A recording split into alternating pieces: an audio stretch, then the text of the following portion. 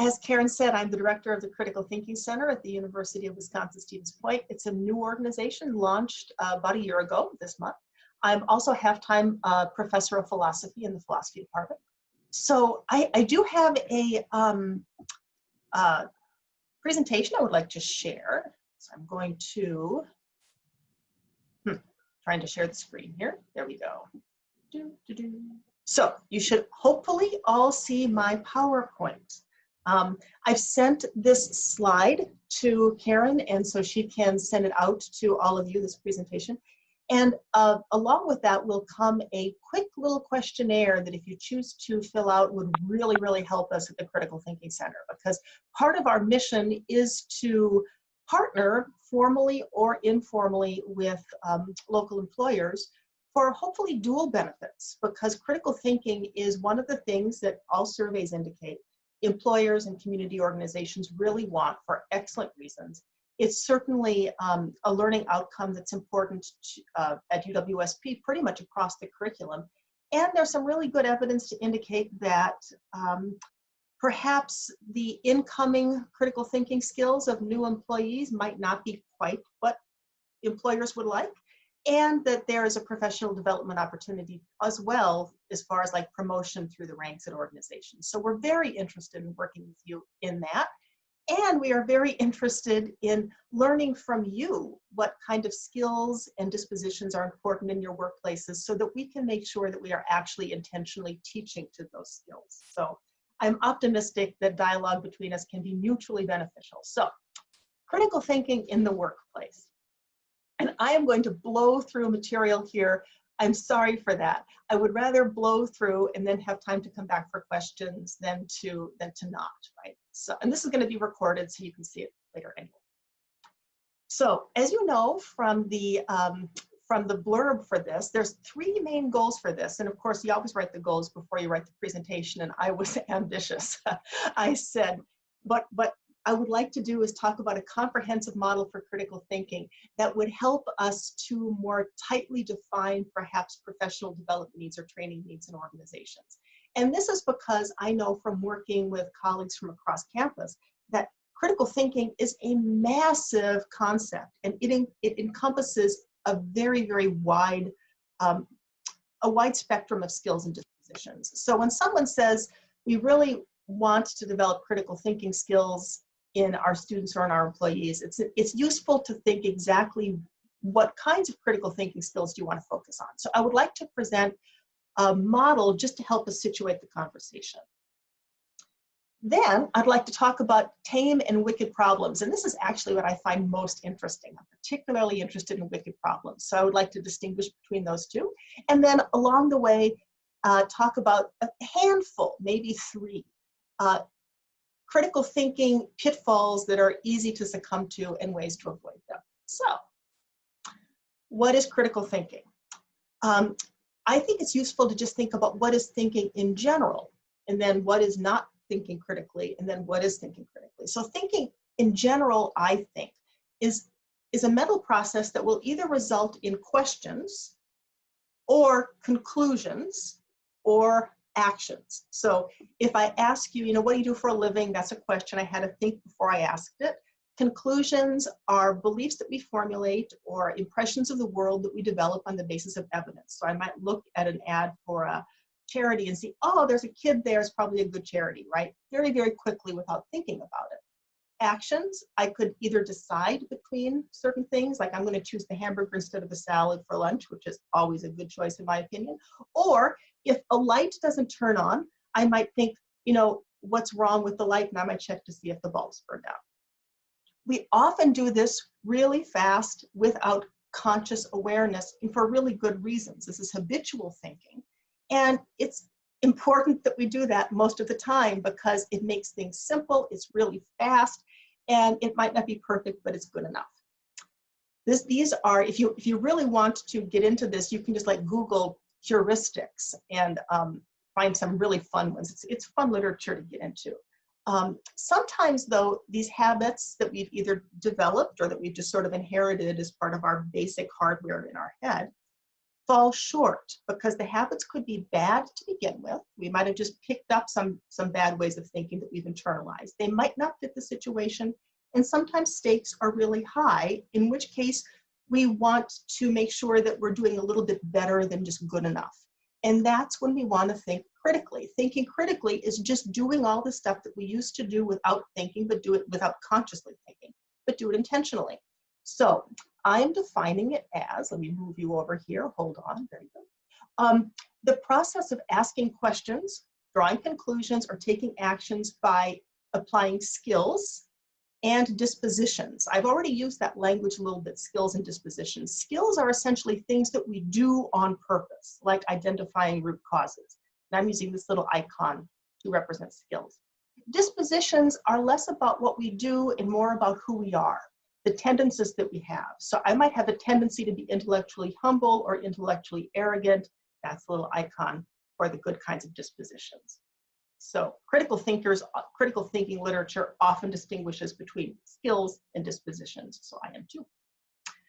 If we want to think about how these main kinds of thinking are labeled in critical thinking, just so we have some kind of common language to talk about them, I talk about the process of asking questions as the process of inquiry. We want to ask questions that will provoke thought or enhance understanding or advance the dialogue in some way. The process of drawing conclusions, frankly, I call argumentation, but that's a very academic term for it. So I think case making might be actually a better description of what you're doing. You attempt to establish one claim, which is often an answer to a question, by citing other claims as evidence. So you're making a case for something.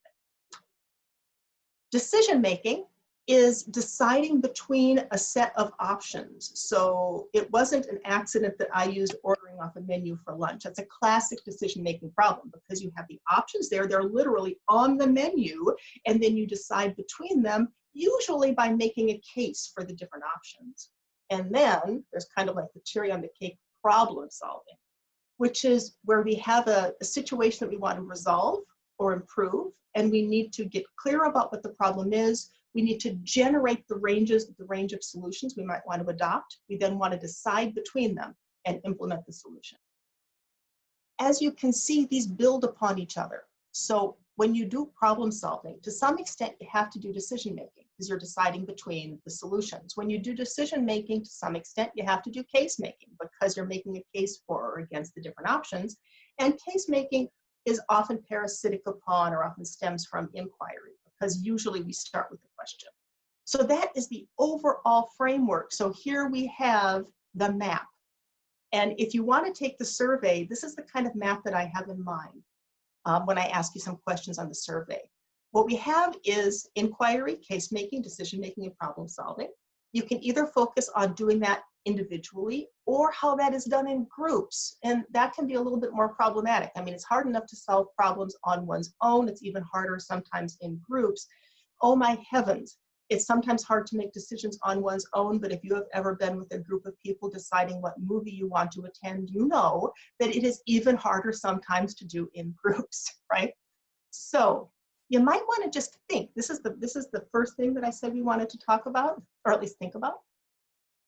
Where would you like to focus? So if you were to devote some time in your organization to talking with someone about how to sort of like supercharge critical thinking skills, what sorts of critical thinking skills would you really like to put under the microscope? Or would you rather put critical thinking dispositions under the microscope? Do you want to think, you know, I think I would like to talk about how decisions are made in a group, and I want to focus maybe on the skills, right? So that would help us to drill down and think about what resources we could maybe develop in concert with you. So I just leave that to you to think about. I mean, this could be a massive conversation. We could talk about this for an hour easily, but you can also feed that information back to me on the survey. I know from talking to people, because I've met with a number of employers who've been very, very gracious and generous with their time, problem solving is often what people want to talk about, which makes a lot of sense, because problem solving is usually where problems with critical thinking show up. partly because that's where kind of the rubber meets the road. That's where decisions are put into practice, and we can see if things go well or poorly. So I want to talk a little bit about problem solving. Okay. And at this point, I would normally pause for questions, but I'm not going to pause for questions because I want to take all the questions at the end just to make sure we can blow through this stuff, right? There are tame problems and there are wicked problems. And this is also a time when I would want to say, how many of you have heard about tame problems or wicked problems? But if I were to do that, I would have to monitor the chat, and that's going to be distracting, so I'm not going to do it. But I'm thinking it, so you can ask yourself, have I heard about this? Tame problems have a well-defined problem statement, so you know what problem you're trying to solve before you try to solve it. It's a member of a well-understood problem class, so it's relevantly similar to other problems that maybe you have faced or have been faced by other people. It has a pretty finite or at least discrete set of possible solutions, so you can say, I could do X, Y, or Z. And we know when we've chosen the right solution because we kind of know what a good solution looks like. Everybody agrees what the criteria are. They're clear, consistent, and they're universally accepted. So a classic tame problem in my world would be, how can I help my students to do better on the first exam? If I'm teaching a class I haven't taught before, the students tend to tank the first exam. That's a problem. I know what the problem is. I can phrase the problem statement. I know what success would look like, boosting the mean performance by a certain percentage points, right? There are ways to solve tame problems. So when I have researched problem solving, a lot of the literature focuses on methods for solving tame problems because there are methods for solving tame problems. That's what makes them tame.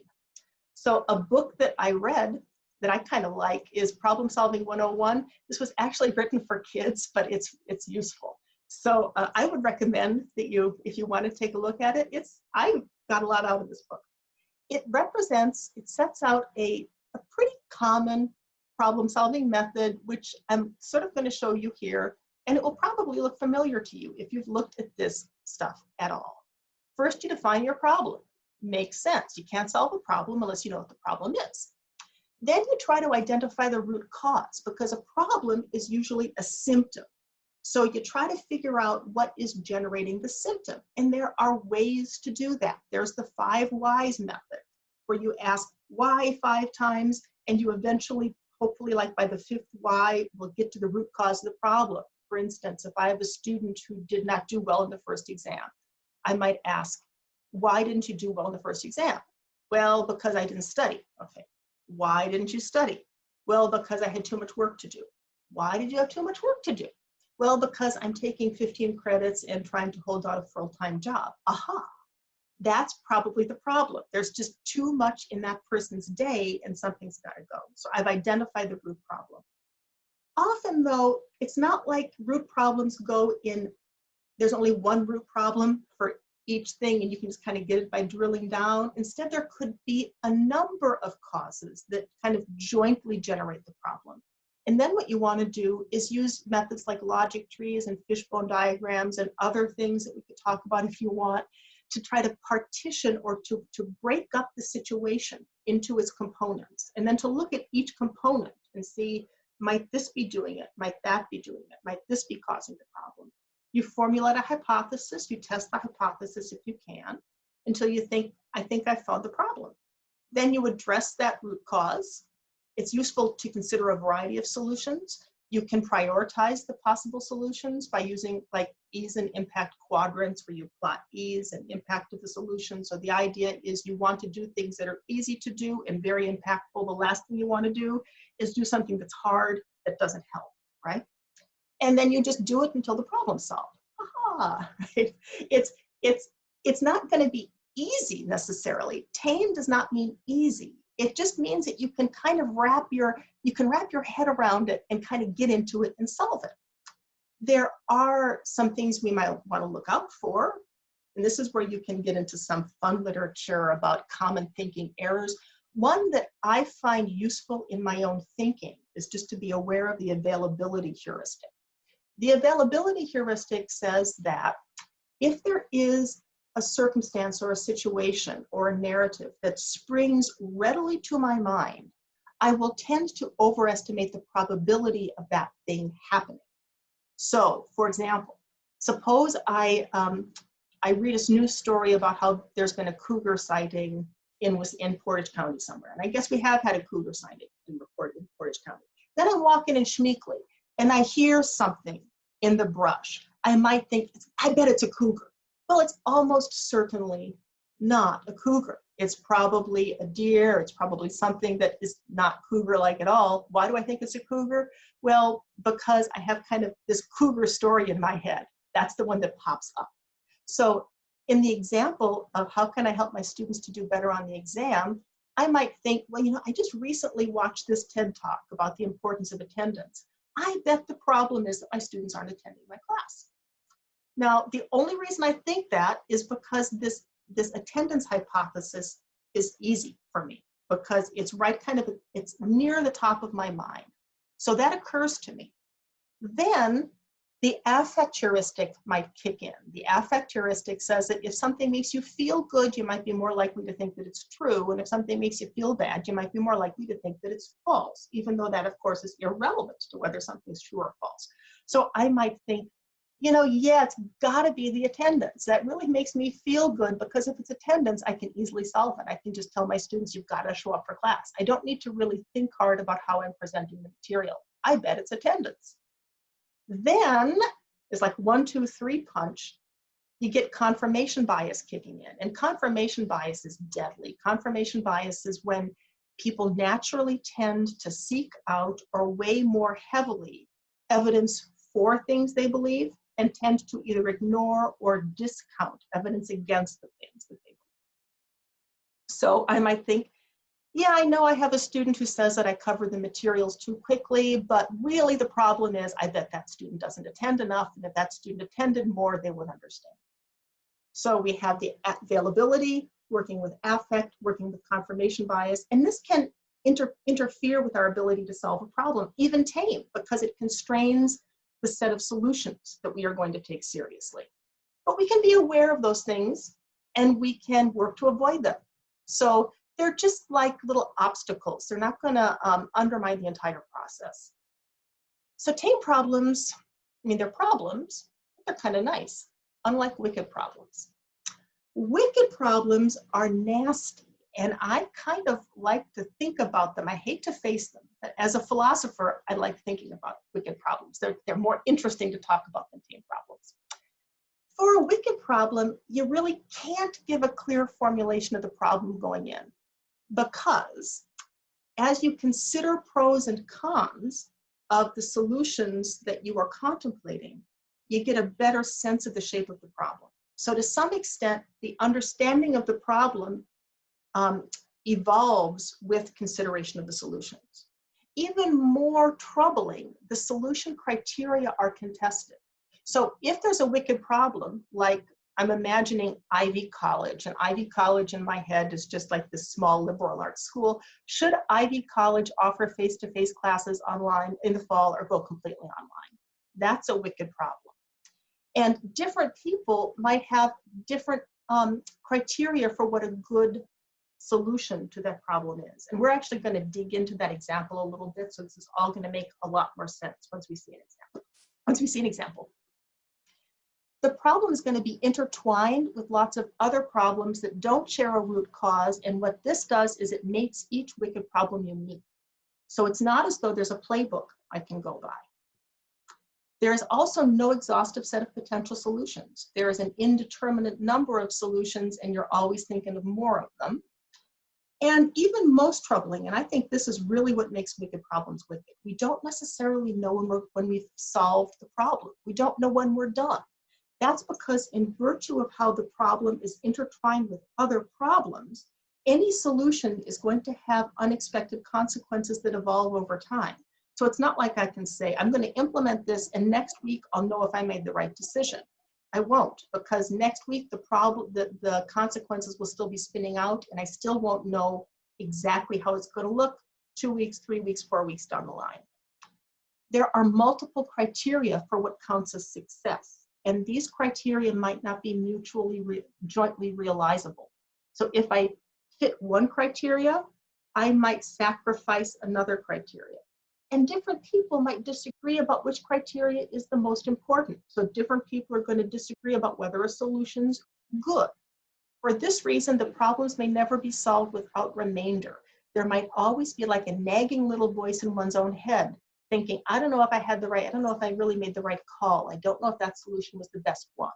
Because there's always going to be consequences one's not too keen on for any of these solutions. So how do you solve a wicked problem? And we're going to see an example of that. But first I want to talk about kind of how these solutions, and solution isn't maybe the right term here, but it's the one we have. I like what I call, and I'm the only one I know who calls it this, the stone soup method. And you're probably all familiar with the story about, you know, stone soup, where the travelers come and they're really hungry and the villagers won't feed them. So they take a pot and they go to the river and they put the water in the pot and they put a stone in the pot and they put the pot over the fire and they stir the water. And a villager comes by and says, what are you doing? And they say, we're making stone soup. They say, oh, that sounds really good. Oh, it's delicious. It's delicious. It's just missing a little something. It just needs a little something. And the villager says, I have a carrot. So the villager comes and they throw in the carrot. They continue to stir, and another villager comes. What are you doing? We're making stone soup. It's going to be great. It just needs a little something. And the villager comes and says, I have a potato, and throws in the potato. You get the idea. Enough time goes by, enough villagers have come. They have real soup because people have added things, and they remove the stone and they serve the soup, right? Everybody's happy. So what you need is, for a wicked problem, you really do need the contribution of a bunch of people. You really do. Because the problem is so complicated and there's so many criteria, you need to have as many voices in the room, pretty much as you feasibly can. But you also need a container to put them in. The container is really important. Certain pots are better than others. So why do you need a pot at all? Why can't you just have people in a room talking, bring in their carrots? Here's why. If we had more time, I might ask you to pair up, and I might say, I would like you to play Tic Tac Toe, and I would like you to play Tic Tac Toe without paper. So just visualize the Tic Tac Toe board. You tell your partner, okay, I'm going to put an X in the upper left-hand corner. Then your partner would say, okay, I'm going to put a circle in the middle. And you can, if you're careful and if you think hard, talk your way through a game of tic-tac-toe like that. It's hard, but it can be done. Now try it on the 4x4 grid. You can't do it. The cognitive load there is just impossible. We need to have some way to graphically represent where you're putting your crosses and your circles. If we cannot play 4x4 tic-tac-toe, which is not like a conceptually deep thing, mentally, how on earth are we going to consider a wicked problem like whether or not we should offer classes in person in the fall mentally? We need some way to record the conversation. Now someone might say, but we do. We call them meeting minutes. But meeting minutes, they're okay, but they have certain features. Like one big feature is they're not shared during the discussion. So someone's taking minutes privately, usually, and then publishes them. Even more importantly, I think, minutes aren't really designed to demonstrate the relationship between people's contributions. They tend to be ordered, at least the minutes I've read, in a more linear way. Smith suggested this. Jones responded this. Here's the vote, motion carries, right? It's ordered in terms of time, not in terms of the logical relationships between the contributions. And for those two reasons, that it's private and it doesn't disclose the logical relationships, meeting minutes can't help to promote the deliberation. The best it can ever do is record it after it's happened. What can help to promote deliberation? Dialogue mapping. And this is sort of dear to my heart. I love dialogue mapping. I'm just going to talk a little bit about the elements. I'm going to blow through this, and then we're going to see an example of it working. It's going to make a lot more sense. Dialogue mapping always starts with questions. There's different kinds of questions, and it's useful to think about those kinds of questions just to make sure that we're asking the kinds of things we should be asking. Then, of course, there are answers to the questions. There are pros, and there are cons. Okay. Questions they can attach to anything because anything can be questioned. Answers attach to questions because they are given in response to questions. And then pros attached to answers, pros and cons attached to answers, pros and cons. There's a lot of information on this graph. Don't be bothered by it. I just kind of want you to see that this is all there is. There's nothing more to it than this. You're not going to have a deep understanding of it because I'm not going to give myself the literally 5 minutes it would take to explain all of it. It's not hard to get the basis of dialogue mapping. And here, dialogue mapping in action.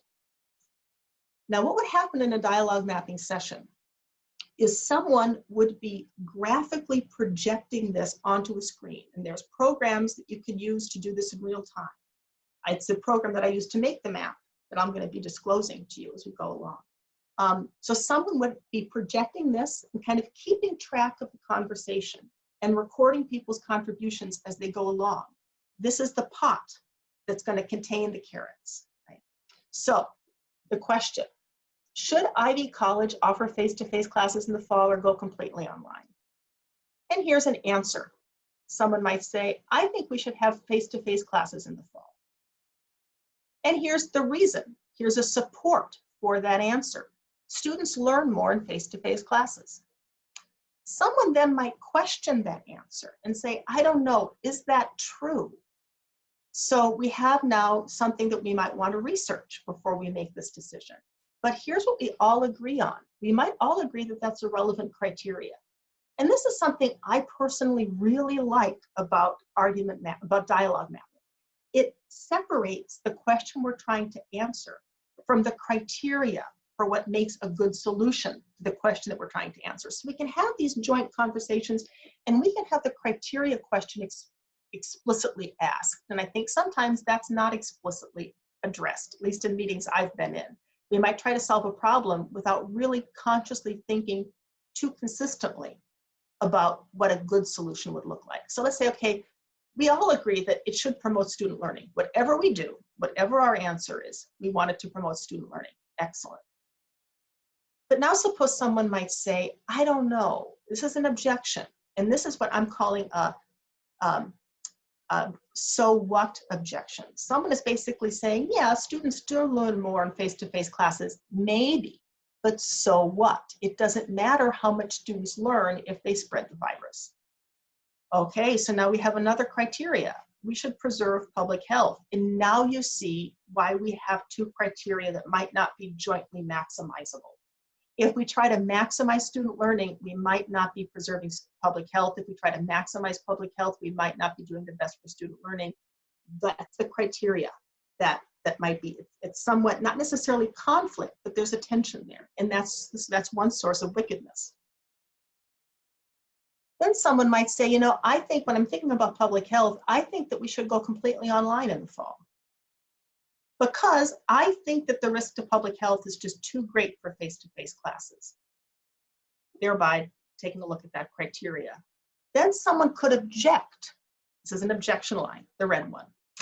And I apologize if any of you are red-green colorblind. This is the way the program does it. I'm trying to talk to the people who create the program to see if we could have something else, because I realize this could be a problem.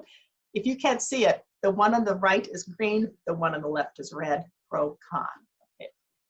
So someone might say, no, I think that we should not offer classes completely online, because if we do, students are going to vote with their feet and they're going to go to another college that offers face-to-face classes. This then might say, you know, as a matter of fact, then I think that we should offer face-to-face classes because I think it's going to be better for our finances. For one thing, it's going to promote enrollment because students won't be voting with their feet. And also, you know, if we have face-to-face classes, they're going to have to live in the dorm, and that's another source of revenue. So now we have another criteria. Whatever we do should promote the financial health of our college. Someone might say, you know, that makes me feel dirty. I think that's kind of mercenary. And now what we have is a contested criteria. We might agree that we should promote student learning and preserve public health, but there might be some discomfort in the room about the extent to which we should think we need to look at how much money we're making. We don't want to think of our students primarily as little revenue generating machines. But someone could say, but we have this board of trustees. I do think we need to think about them. And when we think about them, I think that we should have classes in the fall because it's going to please the board of trustees. And someone might say, I don't know, I'm going to object to that. This is a not so objection. This is just saying I think that's false. I've talked to members of the board of trustees, and I know that a number of them aren't in favor of face-to-face classes, presumably because of the public health concerns. And then that might lead us to ask, is there any way that we can mitigate the risk to having face-to-face classes? So this is just kind of a snapshot of the conversation. And unless you're reading really stuff is pretty esoteric, you've probably never seen a dialogue map before.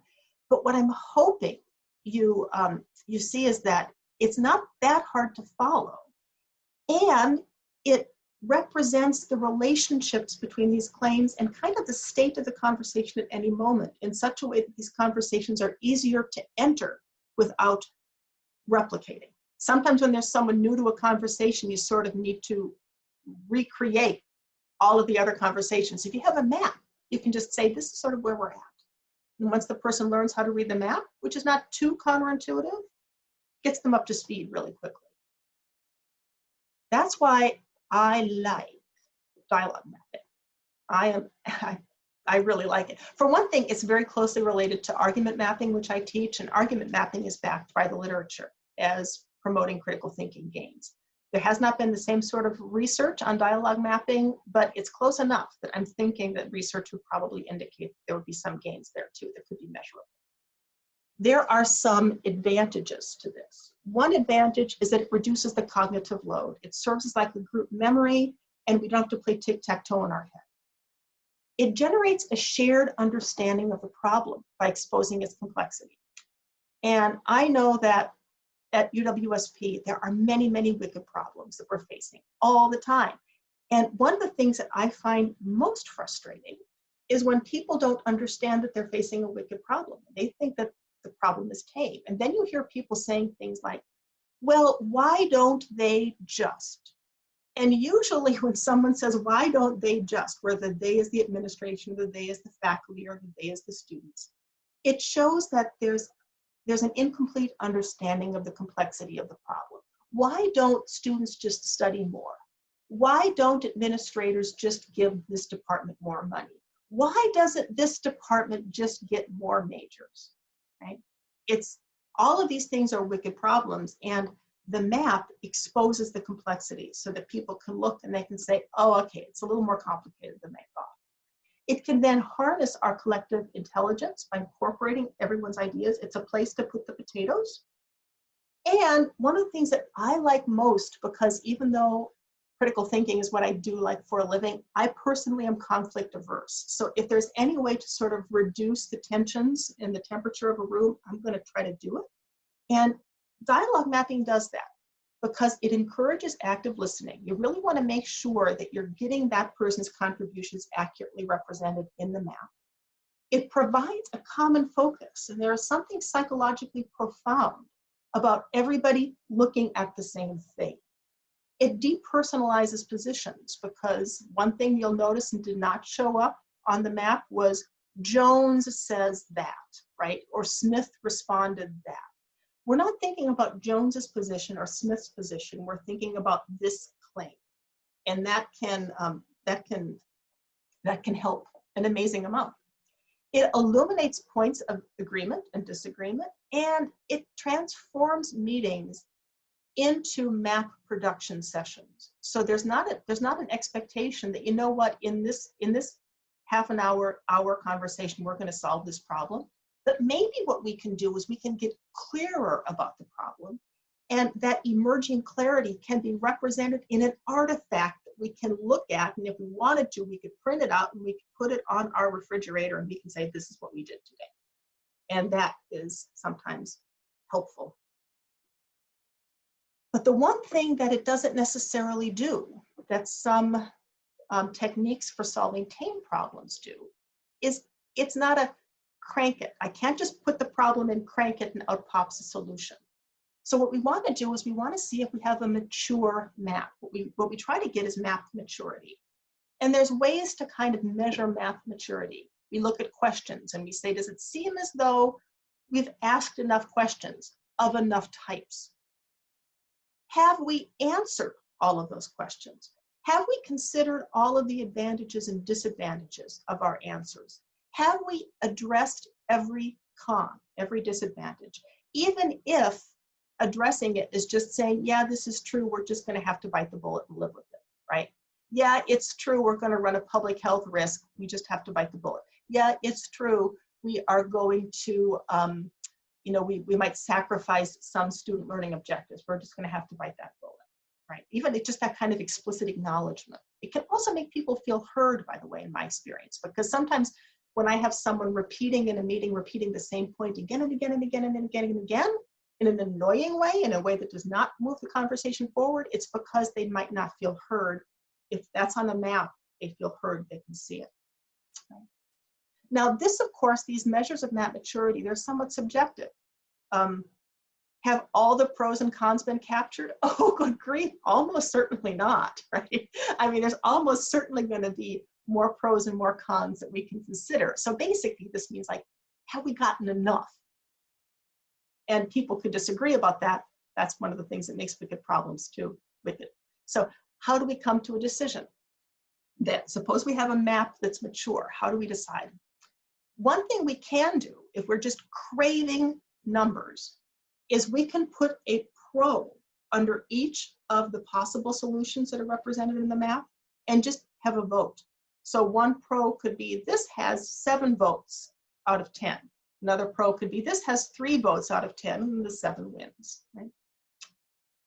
Often, though, what happens is a decision will kind of emerge naturally from a mature map.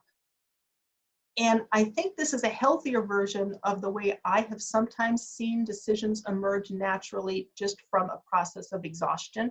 People talk and talk and talk and talk, and then eventually everyone's just sick of the problem, and suddenly a solution is implemented. This is like a more intentional version of that.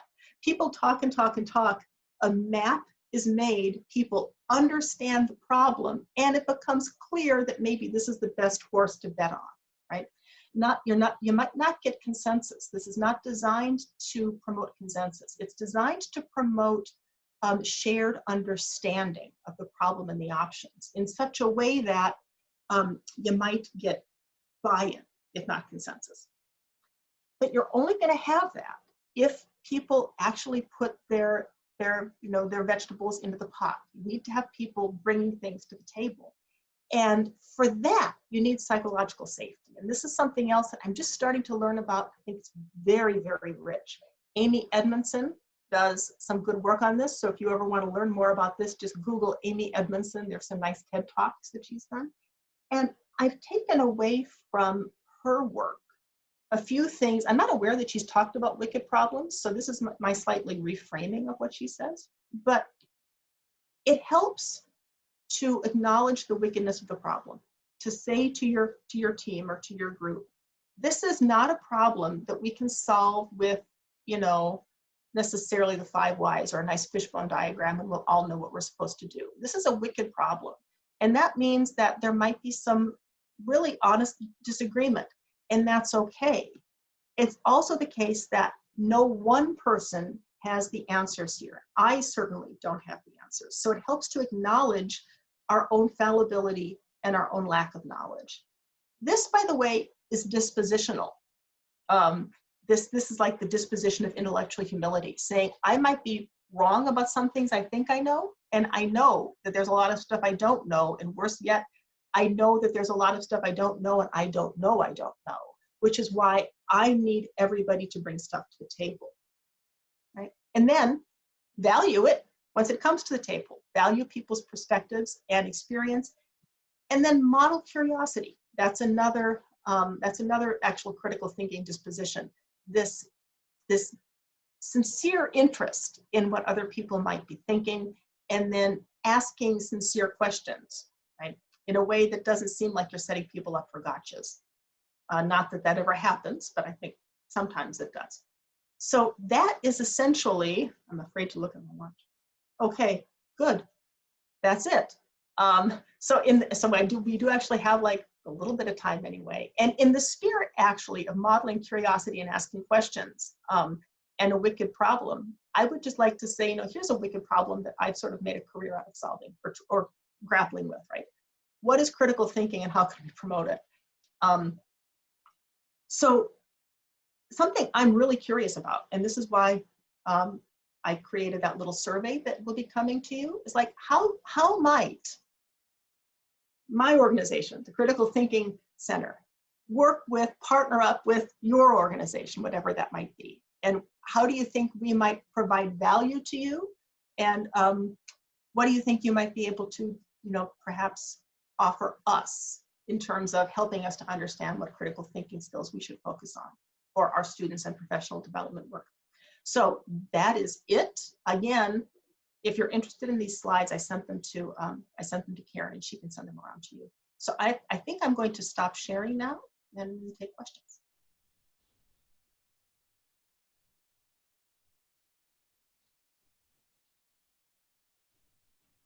I am open. So if people are comfortable putting questions in the chat, that would be great.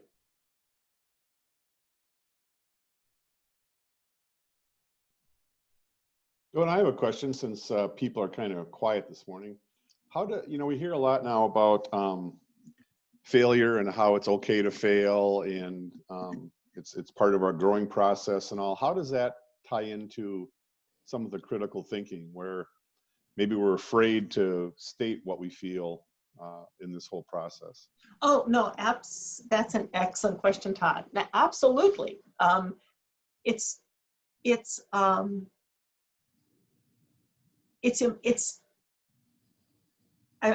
sort of stuck on the word fail, actually. It's important to be able to be wrong. And I don't even think necessarily being wrong, though, is failing necessarily. Because you can only do the best you can do on the basis of the evidence that you have, right? And we all have beliefs in our head that are untrue. We all have decision-making patterns that are counterproductive. We all have problem-solving techniques that might not serve us well under certain circumstances. And the ability to be metacognitively aware enough to think about how we're thinking, and then be willing to say, I think I'm going to choose to think differently now that I know better. I think that is absolutely central. In fact, some of Amy Edmondson's work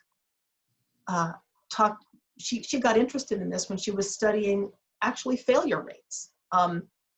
How she wanted to see open environments, how many failures had been reported by certain teams, lots of different kinds of teams, surgical teams, corporate teams, so on. And then what is their actual performance rate? And she found that the more open teams were to acknowledging mistakes and errors and repairing them, their overall success rate was much higher. What you don't want is you don't want an environment where people are afraid to point out their own mistakes or mistakes of other people, because that's just going to go underground, and then you're going to get a worse problem. Good point.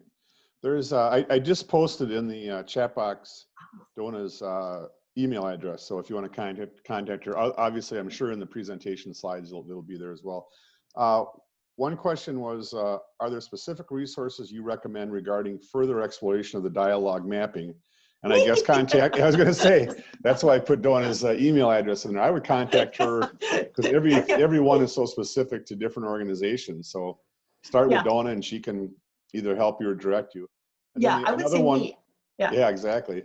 Is there a software that you use for dialogue mapping? Yep, I use MindMup, and I would happily show people how to get MindMup. It's free. I have you can actually buy like a gold membership. I have a gold membership, which I think is like $25 a year. It's ridiculous.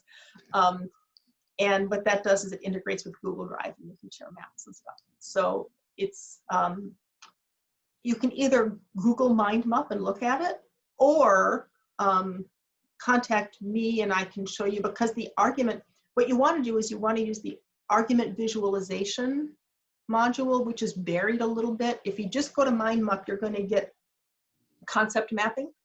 Concept mapping is great. It's just, it's not dialogue mapping. So you need to dig a bit. So could you spell that out? Is it mind? Yeah. In fact, why don't I do you one better? MindMap. Okay. Oh, MindMap. Okay, there it is. In fact, I think I can drop a link. I'll drop a link in the chat. Okay. While you're doing that, another question: how do you best create an environment of psychological safety for team members to share openly and honestly? Yeah, that's an excellent question. I think my bet is that it depends upon the team. But I can tell you what works for me. I can tell you when I feel psychologically safe and when I don't. And I think that probably I'm not too unusual. I feel psychologically safe when the team leader acknowledges that everybody around the table has their own unique gifts to bring to the table. I have been in some teams where I felt like the only reason that the team leader had a team was that the team leader couldn't clone himself or herself and do all the problems on his or her own. And that everything would be better. The only limitation in that team member was that team member couldn't be everywhere all the time doing everything. So it was sort of just, shucks, I'm gonna have to find some people. I don't find that to be, that does not bring out the best in me. And everything I've read indicates it doesn't bring out the best in other people either. Once you realize that if you give people the message that you are here, you are in this team because you have skills and dispositions that will benefit the team. And we rely upon you to show up as your full self, right? And that includes making mistakes. That nobody's perfect. So if you make a mistake, that's okay. We all make mistakes. The important thing is to learn from them. And if you see me making a mistake, I want you to call me on it.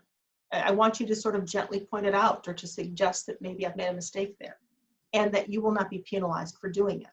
I think that when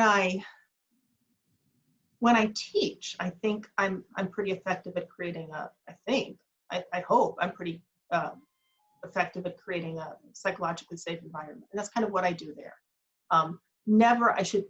The worst thing well, I'm going to rephrase it.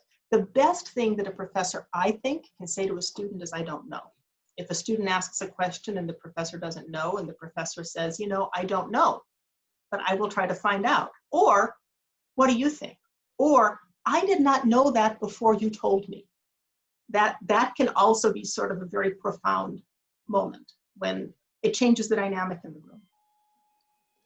When I was a student teacher, I won't go back into my whole history, but when I was a student teacher, my supervising teacher caught me when I answered a question, I answered it wrong. And he told me, it's okay to say I don't know. And it kind of gets into that leadership versus management topic too. Are you leading your organization or are you managing your people? Managing people rarely works. Leading people is what you need to shoot for. Yeah, exactly. Because nobody likes to be managed. I don't want to leave the room and thinking, boy, I hope I managed well today. I hope I find someone to manage me. You manage problems. Yeah. Any other questions or thoughts out there? I know our minds are pretty heavily stimulated for this time of day, but that's okay. It is early, boy.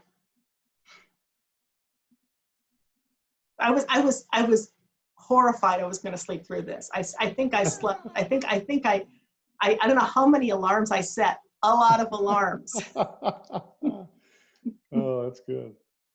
So is that a tame problem or a wicked problem? That's a tame problem, Tame happily. problem. Although it doesn't feel like that when you're waking up at 5:30 because you're afraid.